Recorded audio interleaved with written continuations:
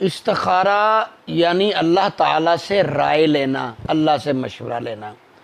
قرآن و حدیث سے ثابت ہے، اور نبی کریم صلی اللہ علیہ وسلم نے اپنے اصحاب کو بہت سی دعائیں استخارے کی سکھائیں، یاد کروائیں۔ بخاری شریف، مسلم شریف، مختلف حدیث سے موجود ہے۔ اور حضور صلی اللہ علیہ وسلم اور اصحاب اولیاء آج تک یہ استخارہ رہا ہے۔ کچھ لوگوں کے ذہن میں یہ بات پائی جاتی ہے کہ استخارے کا مطلب یہ ہو سکتا ہے کہ آنے والے وقت کی خبریں دینا، یعنی غیب کی خبریں دینا۔ ایسا نہیں ہے۔ اگر کوئی ایسا کر رہا ہے تو یہ اس طرح کا کوئی استخارہ نہیں ہے۔ استخارہ تو ایک رائے ہے نا۔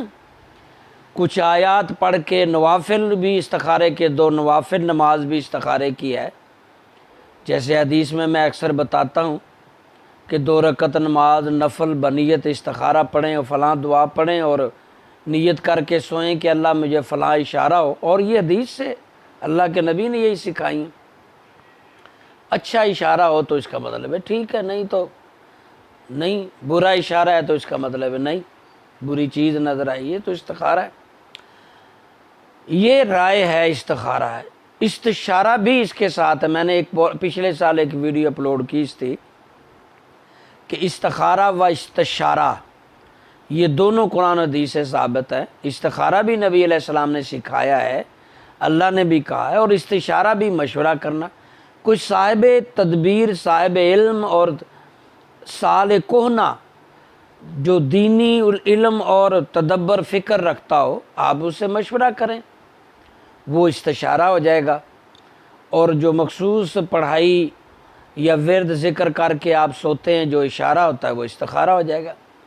ایک طریقہ علم العادات کا بھی ہے، گرچہ بہت سے کئی علماء اس سے متفق نہیں ہوتے، لیکن میں نے ذاتی تجربہ کیا۔ علم العادات سے بھی استخارہ ہو جاتا ہے کہ علم العادات کے ذریعے بھی یہ رائے لی جا سکتی ہے اس بات کی کہ والدہ کے نام کے ساتھ، اس کے نام کے ساتھ، کہ فلاں کام مفید رہے گا یا نہیں۔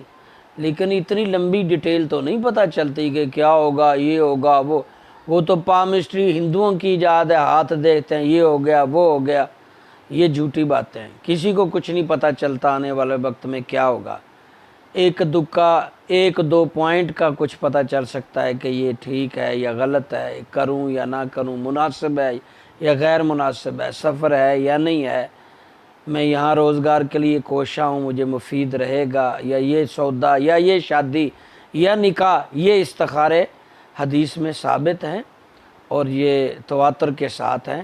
باقی یہ چھوٹا سا کلپ یہ مکی مسجد کے امام صاحب کا بھی سن لیں۔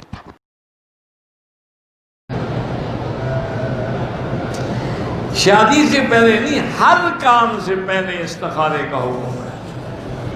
حتیٰ کہ صحابہ فرماتے ہیں کہ حضور ہمیں کان یعلمنا کما یعلمنا آیت القرآن، جیسے حضور ہمیں قرآن یاد کراتے تھے ایسے استخارہ یاد کرواتے، اتنی اہمیت۔ اسی لیے حکم ہے کہ من استخارہ ما ندم، جو آدمی استخارہ کر کے کام کرتا ہے اس کو کبھی غم نہیں ہوتا، نقصان نہیں ہوتا۔ اور استخارے کا طریقہ یہ ہے کہ 2 رکعت نماز بنیت استخارہ پڑھیں، اس کے بعد درود شریف پڑھتے رہیں جتنا اللہ توفیق دے۔ پھر دعائے استخارہ جو ہے اللہم انی استخیرک بعلمک واستقدرک بقدرتک واسألک من فضلک العظیم فإنک تقدر ولا اقدر وتعلم ولا اعلم وانت علام الغیوب اللہم ان کنت تعلم ان ھذا الامر، یہاں اس کام کا نام لگی، یا اللہ میرا شادی کرنا، میرا بزنس کرنا، مکان میں خیر لی فی دینی و معاشی و عاقبت امری فی عاجلہ و آجلہ فاغفرہ لی ویسرہ لی ثم بارک لی فی اللہم ان کنت تعلم ان ھذا الامر، اس کام میں شر لی فی دینی و معاشی و عاقبت امری فی عاجلہ و آجلہ فصرنی انو فصرفو انی فقدر لی ہے سکان ثم ارضنی بہی۔ آپ کو یاد نہیں ہوگی، آج کل چھپی ہوئی دعا استخارہ مل جاتی ہے، آپ وہی دعا دیکھ کے پڑھتے ہیں، کم از کم 3 دفعہ پڑھیں۔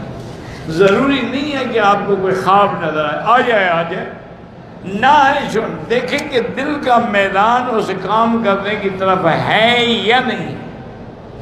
دوسرا یہ ہے کہ جو کام اللہ جس پہ راضی ہوں گے اس کے اسباب بھی پیدا ہونے شروع ہو جائیں. تو انشاءاللہ استخارہ تو حضور سکھاتے تھے جیسے قرآن پڑھائے گا.